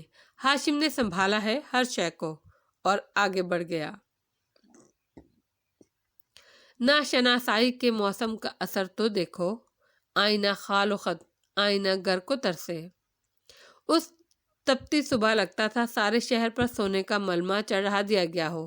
شاید زمین کے اندر بڑے بڑے جہنم دہک رہے تھے جس سے اوپر چلنے والے بے خبر تھے۔ ایسے میں ہسپتال کی مرمری راہداری میں وہ دونوں چلتے جا رہے تھے۔ زمر سبز رنگ کے لباس میں ملبوس تھی اور سن گلاسز بالوں پر ٹکا رکھے تھے۔ فارس سیاہ شرٹ پہنے، ہاتھ پینٹ کی جیبوں میں ڈالے چلتے ہوئے کہہ رہا تھا، تم واقعی ان سے ملنا چاہتی ہو؟ ایک دروازے کے سامنے وہ رک گئی اور مڑ کر اسے دیکھا۔ تم اپنی آنٹی سے نہیں ملو گے؟ میرا دل تمہاری طرح نہیں ہے، میں ابھی کچھ نہیں بھولا، وہ سنجیدگی سے کہہ کر وہیں رک گیا، اور زمر گہری سانس لے کر آگے بڑھ گئی۔ زمر اندر آئی ہی تھی کہ شہرین باہر آتی دکھائی دی۔ اس نے سونی کی انگلی پکڑ رکھی تھی اور میری اینجیو تحکم سے اسے کہہ رہی تھی، ہاشم کا حکم ہے، آپ آخری دفعہ سونی کو ساتھ لے جا رہی ہیں۔ ویکینڈ پہ جب آپ اسے چھوڑنے آئیں گی تو اس کے بعد۔ زمر کو دیکھ کر وہ چپ ہوئی۔ شہری نے بھی دیکھا تو سر جھٹک کر سونی کو لیے آگے بڑھ گئی۔ میک اپ اور ڈائمنڈ جیولری پہنے کھڑی میری نے ملکہ کی شان سے گردن اکڑا کر اسے مخاطب کیا، خوش آمدید مسز زمر، اندر آئیے، مسز کاردار آپ کا انتظار کر رہی ہیں۔ وہ اندر چلی آئی۔ آج کمرے میں کوئی پھول نہیں تھا، پردے ہٹے تھے، چمکیلی روشنی چھن کر اندر آ رہی تھی۔ کھڑکی کے سامنے آرام کرسی پر جواہرات بیٹھی تھی، رخ موڑ رکھا تھا، سر پر شال لے کر چہرہ ڈھانپ رکھا تھا۔ زمر کافی پیچھے بیٹھ گئی تاکہ اس کا چہرہ نہ دیکھ سکے۔ تم جاؤ میری، جواہرات نے گلا خراب کسی آواز میں میری کو کہا، مگر میری زمر کے قریب صوفے پر بیٹھ چکی تھی۔ نہیں مسز کاردار، مجھے یہاں ہونا چاہیے۔ اس کی آواز میں تمکنت تھی، ایسی تمکنت جسے جواہرات رد نہ کر سکی۔ خاموش ہو گئی۔ کیوں آئی ہو زمر؟ وہ باہر دیکھتے ہوئے آزردہ سی ہو کر پوچھنے لگی۔ آپ کی خیریت لینے آئی تھی۔ توقف کیا۔ میں جانتی ہوں میری رپورٹس، میری صحت، میری زندگی کے ساتھ آپ کیسے کھیلتی رہی ہیں، شاید آپ مجھ سے حسد کرتی تھیں، حالانکہ میں آپ جیسی خوبصورت نہیں تھی، مگر آپ کو اپنے سامنے کسی کی تمکنت اچھی نہیں لگتی۔ بہرحال اس نے سر جھٹک کر گہری سانس لی، آنکھیں جواہرات کی پشت پر جمی تھیں۔ میں آپ کو معاف کرنے آئی ہوں، دل سے، ابھی بھولی کچھ نہیں، مگر میں آپ کو معاف کرنا چاہتی ہوں۔ ہاشم کا معاملہ میں نے اللہ پر چھوڑ دیا ہے۔ ایک آنسو جواہرات کی آنکھ سے ٹپکا اور چہرے پر پھسلتا گیا۔ میں نے تم جیسے بہت سے لوگوں کو اجاڑا ہے زمر، مجھے کون کون معاف کرے گا؟ آپ معافی مانگ لیں، یہی اہم ہوتا ہے۔ ہاشم مجھے معاف نہیں کرے گا، شیرو مجھے معاف نہیں کرے گا، اب کچھ پہلے جیسا نہیں ہوگا۔ ہاشم سے کہو مجھے معاف کر دے، مجھ سے ملنے آئے۔ میں یہ نہیں کر سکتی مسز کاردار، مگر میں آپ کو اپنے اوپر کیے گئے تمام مظالم کی قید سے آزاد کرتی ہوں۔ میرے اور میرے خاندان کا کوئی حساب اب آپ پر ادھار نہیں ہے۔ جواہرات اسی طرح باہر دیکھتی رہی، آنسو گر رہے تھے۔ میں تم سب سے شرمندہ ہوں، مجھے معاف کر دو، میری مدد کرو، مجھے اکیلا مت چھوڑو، مجھے اپنے سارے گناہوں کا احساس ہے۔ زمر زخمی سا مسکرائی، پرس کاندھے پر ڈالتی اٹھ کر کھڑی ہوئی۔ نہیں مسز کاردار، آپ نہ شرمندہ ہیں، نہ آپ کو احساس ہے۔ آپ اب بھی مجھے استعمال کرنا چاہتی ہیں ہاشم کو منانے کے لیے۔ اکثر انسان نہیں بدلتے۔ جواہرات بالکل چپ ہو گئی، آنسو بہنا رک گئے تھے۔ جانی تم لوگ اب مجھے دشمنی کے قابل بھی نہیں سمجھتے؟ پھر اس کے سرد لبوں سے آہ نکلی۔ اللہ آپ کو صحت دے اور آپ پر رحم کرے، میں چلتی ہوں۔ وہ باہر کی طرف بڑھ گئی۔ فارس راہداری میں دیوار کے ساتھ کھڑا تھا، ہاتھ جیبوں میں ڈال رکھے تھے اور چھت کو دیکھتے ہوئے کچھ سوچ رہا تھا۔ یوں ہی نگاہ پھیری تو سامنے سے شہری اور سونی آتی دکھائی دی۔ شہرین نے اسے دیکھ کر فوراً نظریں چرا لی۔ فارس نے سونی کو دیکھا، وہ چھوٹے چھوٹے قدم اٹھاتی اسے ہی دیکھ رہی تھی۔ وہ اسے دیکھا گیا، انتہائی خوبصورت بچی تھی۔ وہ نرمی سے مسکرایا تو سونیا نے غسیلی آنکھوں کے ساتھ ہونٹوں کو بنا آواز کے ہلا کے کہا، آئی ہیٹ یو، اور منہ موڑ کر آگے بڑھتی گئی۔ فارس کی مسکراہٹ سمٹ گئی، آنکھوں میں اچنبھا ابھر آیا۔ کچھ دور اندر زخمی بھی ہوا تھا۔ پھر اس نے سر جھٹکا۔ چند لمحے بعد زمر آتی دکھائی دی تو وہ اس کی طرف بڑھ گیا، مگر دو سیاہ خوبصورت آنکھیں، ان کا یک ٹک اسے دیکھنا اور ہونٹوں کو ہلا کر بنا آواز کے 3 الفاظ بولنا، وہ دماغ سے زیادہ دل کے اندر پیوست ہو گیا تھا۔ وقت رکتا ہی نہیں، خواب ٹھہرتے ہی نہیں، پاؤں جمتے ہی نہیں، بہتے ہوئے پانی پر۔ کتنی راتیں اتری، کتنے دن ڈھلے، زندگی میں گھل جانے والی مایوسی سعدی کو ہر شے سے بے نیاز کر چکی تھی۔ وہ تمام گھر والوں سے نظریں چرا کر صبح جلدی نکل جاتا، پھر یوں ہی سڑکوں پر پھرتا رہتا یا سارا دن کمرے میں پڑا رہتا۔ اس روز سے اس کا دل جیسے ٹوٹ گیا تھا۔ قانون انصاف کے ہر ادارے، ہر شے سے اعتماد اٹھ گیا تھا۔ پاکستان کا کوئی مستقبل نہیں ہے، وہ جان گیا تھا۔ آج پھر وہ کمرے میں پڑا تھا، صوفے پر لمبا لیٹا، موبائل پر انگلیاں پھیرتا سوشل میڈیا دیکھ رہا تھا۔ سیف سعدی یوسف پیج کے علاوہ وہاں تو شرمندگی سے وہ جاتا ہی نہیں تھا۔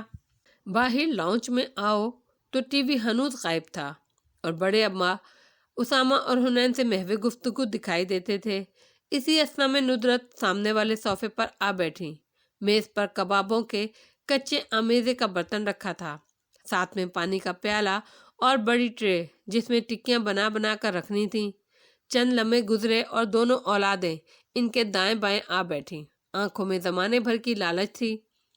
امی، صبح جو آپ نے حلیم بنایا تھا وہ بہت مزے کا تھا۔ ندرت نے ایک نظر ان دونوں کو دیکھا۔ کسی کا ہاتھ کباب کے 1 فٹ بھی قریب آیا تو میں نے جوتے مار مار کر شکل بدل دینی ہے۔ یہ دھمکی اب پرانی ہو چکی ہے موم ڈارلنگ۔ ہنا نے 2 انگلیوں سے مسالہ اچک کر منہ میں رکھا۔ امی کی ناک کے نیچے سے کچے کبابوں کا امیزہ کھانا، آہ واہ، من سلوا تھا یہ۔ ایک زور کا تھپڑ اس کے ہاتھ پر لگا۔ 1000 دفعہ کہا ہے درمیان سے مت اچک لیا کرو، بے برکتی ہوتی ہے، مگر ان کو فرق نہیں پڑتا۔ ندرت، ابا کو کچھ یاد آیا۔ فارس کہہ رہا تھا وہ لوگ نیا گھر لینا چاہ رہے ہیں، حالانکہ یہ اتنا بڑا گھر کافی ہے سب پر۔ ندرت کو یہ بات پسند نہیں آئی تھی۔ امی، آپ کیوں اسٹار پلس والی دادی بننا چاہ رہی ہیں؟ ان کو رہنے دینا جہاں وہ چاہتے ہیں۔ حنا نے ناک سکیڑی تھی۔ لو، میں تو ایک بات کہہ رہی تھی۔ امی، آپ نہ بھائی کی شادی کر دیں، یوں رونق آ جائے گی گھر میں۔ اس نے چٹکی میں حل بتایا۔ ندرت نے ایک ٹھنڈی آہ بھر کر سعدی کے کمرے کو دیکھا۔ اسامہ نے آنکھ بچا کر ذرا سا آمیزہ اٹھا کر منہ میں رکھا۔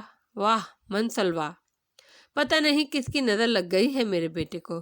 چلو جی۔ حنین نے منہ بنایا۔ ساری دنیا کے لوگوں کو مسئلے ان کے اعمال کی وجہ سے پیش آتے ہیں، ایک ہم پاکستانیوں کو ہر بات میں یا تو نظر لگ جاتی ہے یا جادو ہوتا ہے۔ نظر برحق ہے بیٹا، ابا نے تنبیہ کی۔ جی ابا، بالکل برحق ہے۔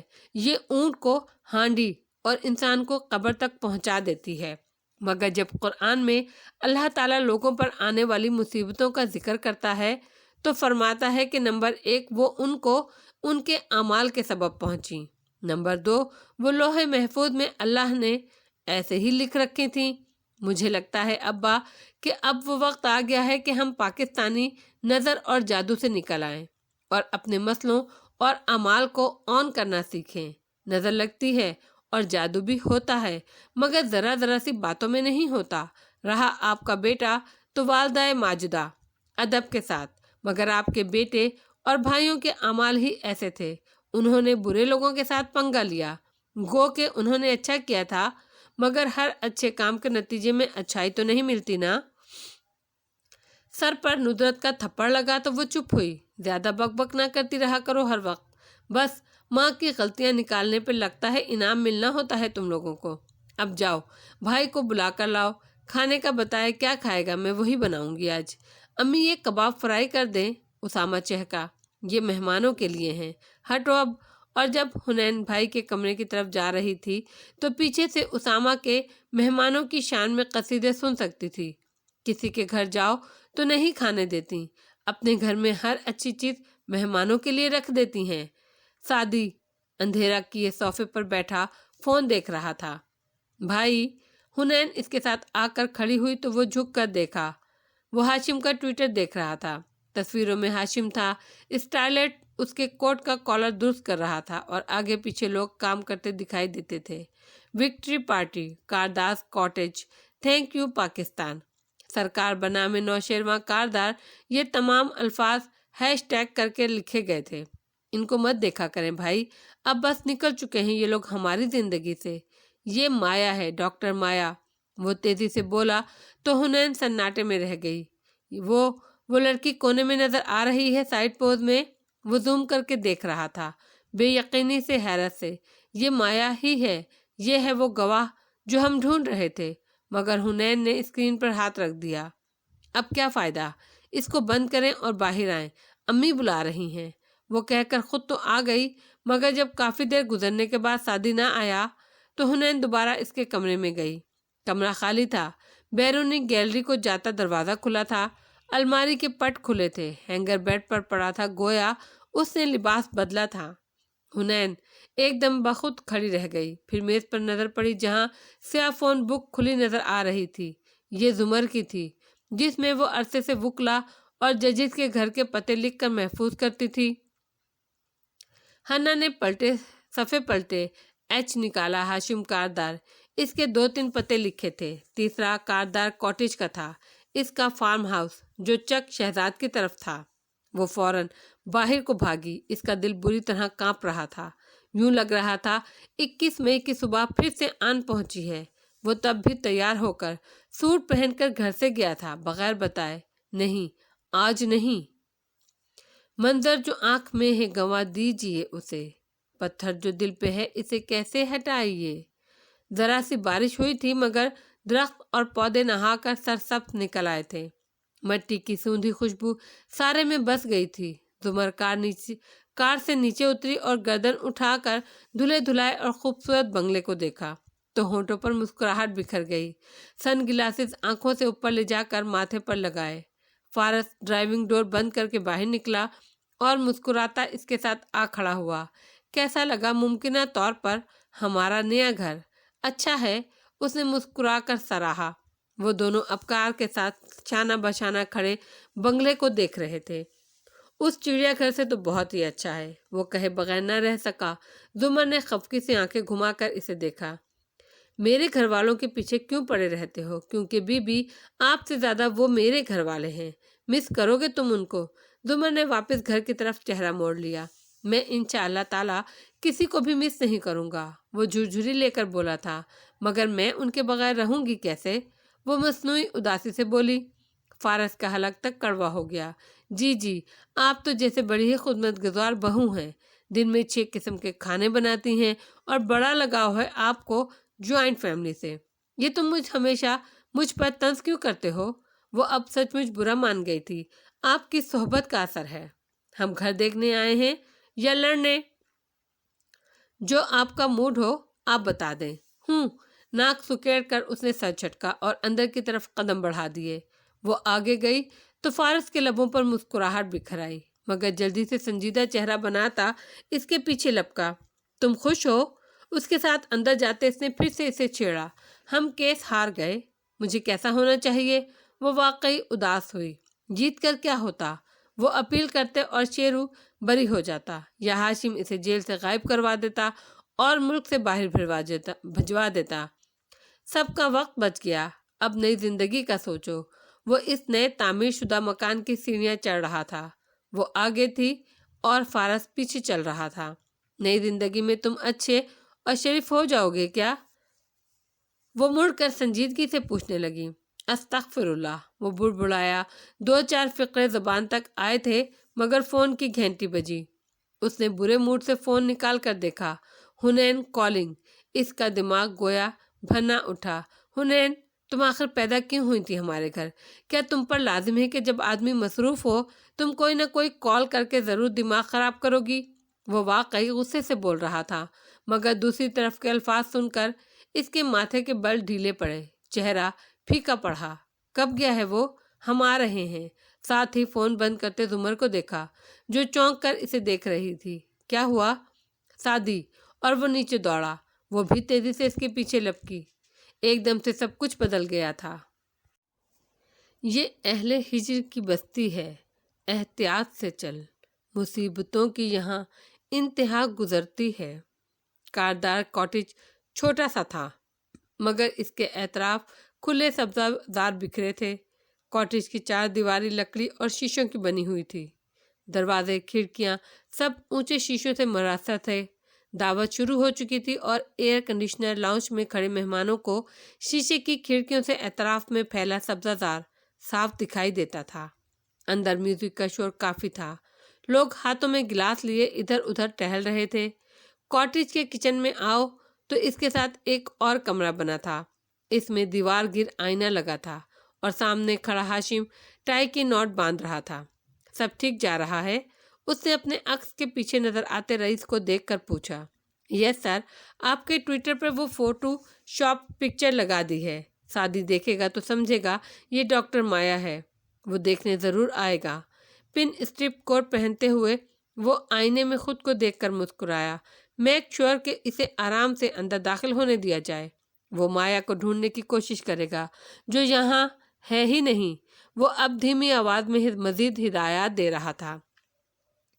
فارس جس وقت دھار سے دروازہ کھول کر مور چال کے لاؤنج میں داخل ہوا، حنین بے چینی سے دائیں بائیں ٹہل رہی تھی اور پیچھے ابا، ندرت اور اسامہ پریشان سے بیٹھے تھے۔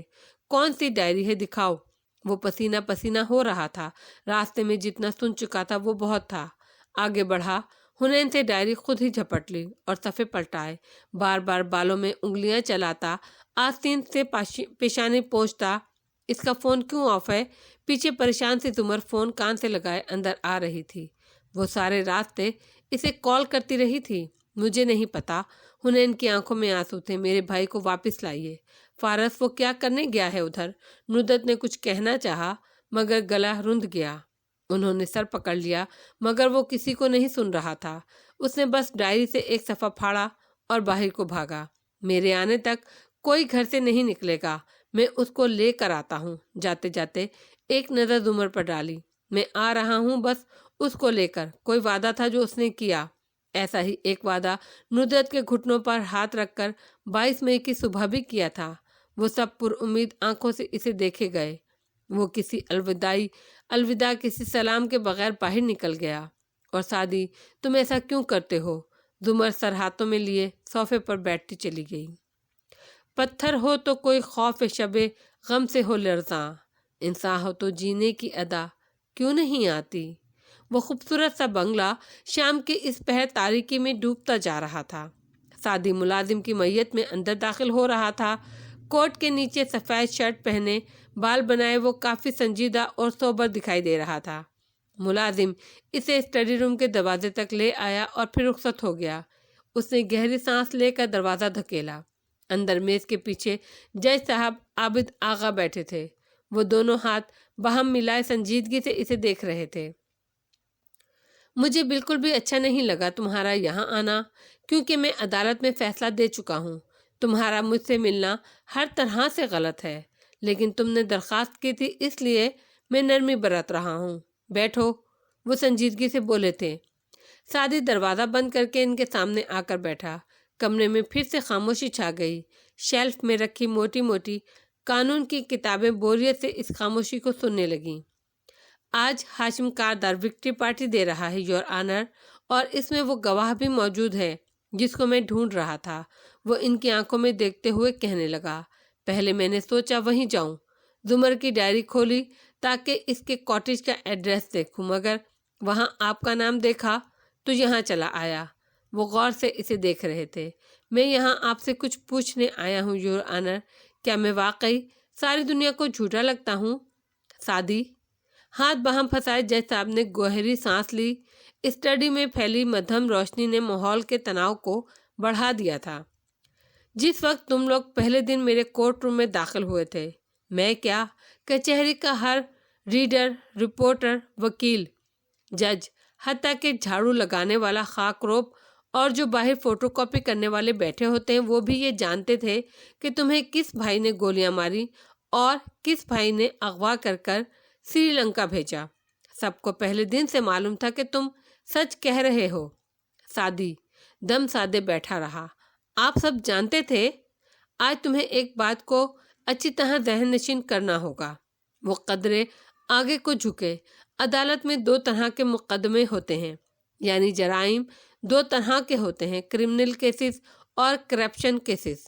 क्रिमिनल केसेस जैसे कत्ल, चोरी, अगवा वगैरह के मुकदमे, और करप्शन केसेस जैसे किसी सियासतदान या सरकारी अफसर ने अपने ओहदे का फ़ायदा उठाकर मुल्क की तरक्की के लिए जो फंड होते हैं उनमें से रकम हेर फेर कर अपने अकाउंट्स में भरी हो। जब किसी पर करप्शन का इल्ज़ाम लगता है तो सारी दुनिया में कानून यही है कि बारे सबूत मुल्जिम पर होता है, यानी जिस सियासतदान पर इल्ज़ाम लगा है उसको खुद सबूत देकर अपने पैसे को हलाल का साबित करना होता है। करप्शन केसेस में इल्ज़ाम लगाने वाला सबूत नहीं देता। समझ आ गया? सादी का सर अस्पात में हिला। इसी तरह पूरी दुनिया में जब क्रिमिनल केस चलता है, कत्ल, चोरी, अगवा वगैरह के मुकदमे, तो सबूत इल्ज़ाम लगाने वाले को देना होता है। करप्शन केस के बरअक्स। ठीक ठीक, वो जानता था, मगर सर को खम दिए सुने गया। तुम्हारे केस में सबको मालूम था तुम सच्चे हो, वो झूठे हैं। मगर सादी यूसुफ खान, तुम्हारे पास सबूत नहीं थे। मैंने सुना है तुम्हारे पास कोई वीडियो भी थी हाशिम के दफ्तर में की, मगर तुमने और हाशिम ने डीलिंग करके उसको दबा दिया, क्योंकि इसमें तुम्हारी बहन पर उंगली उठने का खतरा था। ये बातें कचहरी में नहीं छुपती, सबको सब पता होता है। पाकिस्तान में हर 100 में से 99 कत्ल जब होते हैं तो 24 घंटों में सबको कातिल का पता चल जाता है, मगर सज़ा इसलिए नहीं होती क्योंकि कानून कमज़ोर है। कानून जजेस ने नहीं बनाए, हमने सिर्फ इस कानून को मद्देनज़र रख कर फैसले करने हैं। ये जिनको तुम वोट देकर असम्बली में भेजते हो, उन्होंने बनाने हैं कानून। कानून कहता है केस में रीज़नेबल डाउट तक ना आए, मगर तुम्हारे केस में शक था।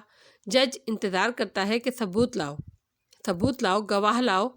तुम लोगों को गवाह और सबूत नहीं लाते तो जज का क्या कसूर? डॉक्टर सारा स्टैंड पर खड़े होकर हाशिम से कहती हैं तुम मेरे शौहर के कातिल हो, मगर तुम लोग हाशिम के खिलाफ कोई केस पर परसों ही नहीं कर रहे थे? तुम्हारा सारा राज जोर नौशेरवां पे था और मैं जानता हूँ वो मुजरिम था। लेकिन अगर तुम इस केस को हाशिम के खिलाफ लड़ते तो शायद सबूत मिल जाते। मेरा काम अपनी मालूमात, अपने दिल की गवाही और सुनी सुनाई बातों पर फैसला करना नहीं है। मुझे उन चीज़ों को देखना है जो तुम लाए हो। वो कमज़ोर थीं और फिर मुझे मजबूरन मुलजिम को फ़ायदा देना पड़ा। भले आपको अंदर से मालूम हो कि वो मुजरिम है, भले मुझे मालूम हो कि वो मुजरिम है, मुझे फैसला अपने अंदर की गवाही पर नहीं करना। तुमने 2 कत्ल किए, तुम्हारे खिलाफ कार्रवाई क्यों नहीं हुई? क्योंकि कानून शहादत तुम्हें प्रोटेक्ट करता है। अगर मुलजिम कानून की महबूब औलाद ना हो तो फारस गाजी जैसे बेगुनाह भी कभी जेलों से बाहर नहीं निकल सकें। ये शक के फ़ायदे का कानून जहाँ नौशेरवां जैसे लोगों को बचा लेता है, वहाँ फारस गाजी जैसों को भी बचाता है। अब पूछो और क्या पूछना है? Your honour. वो हल्का सा मुस्कुराया और आगे को हुआ। आंखें इसकी आंखों में डाले इसने बात का आगाज किया। आपने वल्लाह बहुत अच्छी तकरीर की। चंद लम्हों के लिए तो मैं भी कन्विंस हो गया, लेकिन मसला यह है कि मैं हूँ 21वीं सदी का पाकिस्तानी नौजवान और आप में और मुझ में फ़र्क है। आपके ज़माने की यूथ ने इस मुल्क को लूट खाया था, हमारी यूथ वैसी नहीं है। इसलिए अब मेरी बात तहम्मुल से सुने और समझें, और मैं चाहता हूँ आप ये आगे जाकर अपने तमाम जजेस को भी बता दें। और जो मैं कहने जा रहा हूँ इसके किसी लफ्ज़ पर तौहीन अदालत लागू नहीं होती। अब वो वक्त आ गया है जब जजेस को तौहीन अदालत के पीछे छुपने के बजाय अपने ऊपर होने वाली तनकीद बर्दाश्त करनी चाहिए। आप कहते हैं बारे सबूत मेरे ऊपर था, ठीक, मगर मैं सबूत लाया था, मैं गवाह लाया था। जानते हैं सबसे बड़ा गवाह कौन था? मैं था। मैं सादू यूसुफ सबसे बड़ा गवाह था। डॉक्टर सारा अगर नफ्सियाती मरीज थीं तो इतने बड़े ओहदे पर कैसे काम कर रही थीं? फिर भी अगर वो क्रेडिबल नहीं थीं तो मैं तो था ना। मेरी गवाही का क्या हुआ सर? मुझ पर तो 2 कत्ल साबित भी नहीं हुए थे, मुझ पर दहशतगर्दी साबित भी नहीं हुई थी। हाशिम ने तो सिर्फ इल्ज़ाम लगाए, इसने कोई सबूत नहीं दिया मेरे खिलाफ। इसके गवाह भी क्रेडिबल नहीं थे। फिर मैं कैसे डिसक्रेडिट हो गया सर? आपकी जगह अगर ये केस किसी अमरीकी या मगरबी अदालत में लड़ा जाता तो मेरी गवाही पर फैसला हो जाना था। लेकिन मेरे मुल्क के जजेस जो सबूत से कहते हैं कि खुद को साबित करो, क्या ये जज बच्चे हैं? क्या इस मुल्क में अंधे कानून, बहरे जज और गूंगे मुल्ज़िमों का ही राज रहेगा? अंधे कानून जो देख नहीं सकता कौन क्रेडिबल है और कौन नहीं, बहरा जज जो मुद्दई की बात नहीं सुनता, और मुल्जिम जो अपनी खामोशी का हक एंजॉय करते हुए गूंगा बना रहता है। योर ऑनर, आप बेशक एक जानदार जज हैं, ईमानदार जज हैं, लेकिन सारा मसला यही है कि मेरे मुल्क को ईमानदार जजेस की नहीं, बहादुर जजेस की ज़रूरत है। जज कानून नहीं बनाते, ठीक है, कानून सियासतदान बनाते हैं, मगर जजेस प्रोडक्ट तो सेट कर देते हैं ना। जज के फैसले कानून बन जाते हैं। अगर इस मुल्क को बहादुर जज मिल जाएं और वो फैसले करने पर आ जाएं तो इन्हीं फैसलों की बुनियाद पे कमज़ोर सबूत के बावजूद आइंदा फैसले दुरुस्त दिए जाएंगे। हमारे मुल्क में ईमानदार जजेस बहुत ज़्यादा हैं, मगर बहादुर जजेस बहुत कम हैं सर। मुझे आज ये कह लेने दीजिए योर ऑनर, बहुत अदब से, कि जज का काम बेंच पर बैठकर घुमंड जाहिर करना या मज़ाहिया रिमार्क्स देकर हेडलाइन बनना नहीं होता। ये एंकर्स और सियासतदानों का काम होता है। आपका काम है आखिर में दुरुस्त फैसला करना, इंसाफ नहीं करना बल्कि अदल करना। अदल और इंसाफ में फ़र्क होता है योर ऑनर। इंसाफ कहता है 2 लोग हों और रोटियां 3 तो दोनों को 1.5 रोटी दो, मगर अदल कहता है दोनों आदमियों पर गौर करो, जो कई दिन से भूखा है उसको 2 रोटियां दो, और जो पहले ही से शेर है उसको 1 रोटी दो। इंसाफ कहता है चोरी करने वाले का हाथ काटो, मगर अदल कहता है जो कानून रोटी नहीं दे सकता वो हाथ नहीं काट सकता।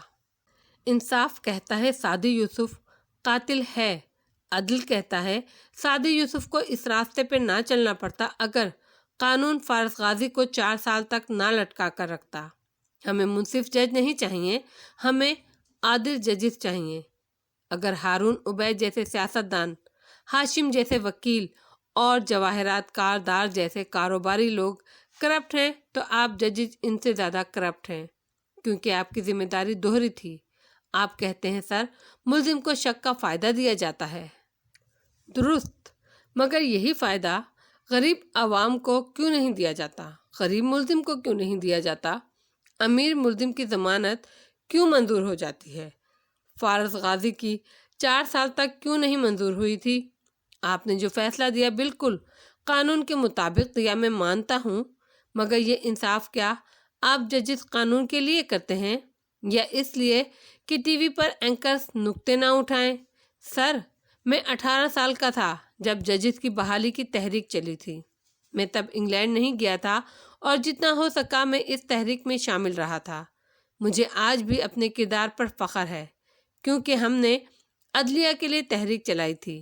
یہ الگ بات ہے کہ سابقہ چیف جسٹس اپنے الگ ایجنڈے پر چل پڑے، لیکن مجھے یہ کہہ لینے دیجئے کہ عدلیہ تو آزاد نہیں ہوئی، مگر 2 چیزیں دی ہمیں اس تحریک نے، 2 واقعات اس نے انگلیوں کی وی بنا کر دکھائی، متکبر جج اور مجتہد وکلا۔ اسٹڈی میں ایسا گہرا سناٹا چھا گیا کہ سوئی گرنے سے بھی آواز پیدا ہونے کا خدشہ تھا۔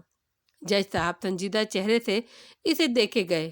وہ وکٹری کی وی دکھا کر کہہ رہا تھا، متکبر اور متشدد، یہ بنا دیا ہے اس تحریک نے آپ ججوں اور وکیلوں کو۔ آپ لوگ تو جانتے ہیں کہ اس ملک میں ثبوت اور گواہ کیسے غائب کرا دیے جاتے ہیں، پھر کیوں آپ کی ناک پہ ممکنہ ثبوت نہیں ٹکتے؟ کیوں ناممکن ثبوت مانگتے ہیں آپ ملزموں کو سزا دینے کے لیے؟ جج صاحب نے گہری سانس لی اور ٹھنڈے انداز میں کہا، تم اگر جج ہوتے تو قانونی پیچیدگیوں اور باریکیوں کو زیادہ بہتر سمجھ سکتے تھے۔ میں مجبور ہوں، اگر میری جگہ آپ کا بیٹا ہوتا اور وہ اپنے ظلم کی داستان سناتا، اپنے زخم دکھاتا، کیا تب بھی آپ اس کو کریڈیبل گواہ تصور نہ کرتے؟ اور وہ کتنی ہی دیر کچھ بول نہیں سکے، لب کھولے پھر بند کیے۔ سارے الفاظ ختم ہو گئے تھے۔ سعدی نے ایک آخری ملامتی نظر ان پر ڈالی، 2 الفاظ بولے، متکبر جج اور متشدد وکلا۔ یہ الفاظ آپ سب ججز اور وکلا کو یاد رکھنے چاہیے۔ جب وہ کار میں آ کر بیٹھا تو چند لمحے گہری سانس لے کر خود کو ٹھنڈا کیا۔ جج صاحب کو اتنا سب سنا کر بھی ایک سوال کا جواب نہیں ڈھونڈ پایا تھا وہ۔ آخر فائدہ کیا ہوا ان سب کا؟ اتنی جہد، اتنی خواری، عدالتوں کے دھکوں کے بعد ہار جانے کا؟ شاید یہ سب واقعی بیکار تھا۔ جیسے فارس کہتا تھا، اس نے فون اٹھایا اور ایئرپلین موڈ آف کیا، جو اس نے عادتاً لگا دیا تھا کہ کوئی ڈسٹرب نہ کرے۔ فون کی جان واپس آئی تو فوراً وہ چیخنے لگا، جی زمر۔ اس نے آواز کو ہموار کر کے فون کان سے لگایا۔ اوہ شکر سعدی تم، وہ پہلے خوشی اور نڈھال سے انداز میں بولی، پھر آواز میں غصہ در آیا، تم کیوں جا رہے ہو ادھر؟ فوراً واپس آؤ۔ کدھر گیا تھا میں؟ وہ حیرت سے بولا، تم ہاشم کی پارٹی میں جا رہے ہو نا؟ جھوٹ مت بولنا مجھ سے، فوراً واپس آؤ۔ میں ادھر نہیں گیا۔ آواز دھیمی ہوئی، میں جج صاحب سے ملنے گیا تھا مگر واپس آ رہا ہوں۔ ہاشم کی طرف جا کر کیا کرنا ہے میں نے؟ ادھر زمر نے فون بند کیا تو سب خوشی اور فکر مندی کے ملے جلے تاثرات سے اسے دیکھ رہے تھے۔ وہ ٹھیک ہے، واپس آ رہا ہے۔ وہ تھک کر صوفے پر بیٹھ گئی۔ شکر، لاؤنج میں خوشی کی لہر دوڑ گئی، اور ابھی وہ ٹھیک سے پرسکون بھی نہیں ہو پائی تھی جب فارس کو کال کرو، اسے کہو واپس آئے۔ بڑے ابا کی آواز نے اس کے کانوں میں سور پھونکا۔ وہ کرنٹ کھا کر سیدھی ہوئی اور جلدی جلدی نمبر ملایا۔ کچھ پتہ چلا؟ وہ ڈرائیو کر رہا تھا۔ وہ آ رہا ہے، میری ڈائری سے جج صاحب کا پتہ لے کر گیا تھا۔ تم واپس آ جاؤ۔ اچھا۔ وہ اب کار روک چکا تھا اور سامنے باہر دیکھتے ہوئے کہہ رہا تھا، کاردار کاٹیج سامنے تھا۔ فارس تم فوراً واپس آؤ، ہاشم سے کچھ بعید نہیں ہے۔ وہ پریشانی سے بولی، میں آ رہا ہوں۔ اس نے فون بند کیا اور اسے سائلنٹ کر کے جیب میں ڈال دیا۔ چند لمحے اسٹیئرنگ کو دیکھتا رہا، واپس جائے یا نگاہیں دور نظر آتے گیٹ اور مہمانوں کی گاڑیوں کی طرف اٹھیں۔ آخر وہ کرنا کیا چاہتا ہے؟ ڈاکٹر مایا کی تصویر پوسٹ کرنے کا مطلب سعدی کو مدعو کرنا تھا۔ وہ عموماً ہاشم کے پلان دیر سے سمجھا کرتا تھا، آج جلدی سمجھ گیا تھا تو کیا وہ واپس مڑ جائے؟ ایک فیصلہ کر کے وہ باہر نکل آیا۔ بالائی منزل پہ کھڑے رئیس نے کوٹ کی آستین چہرے کے قریب لے جا کر کہا، سر فارس آیا ہے۔ اندر مہمانوں کے درمیان کھڑے ہاشم نے کان میں لگا آلہ دبایا، خیر ایک ہی بات ہے، سعدی نہیں تو فارس صحیح، اسے اندر آنے دو، روجر باس۔ وہ مسکرایا۔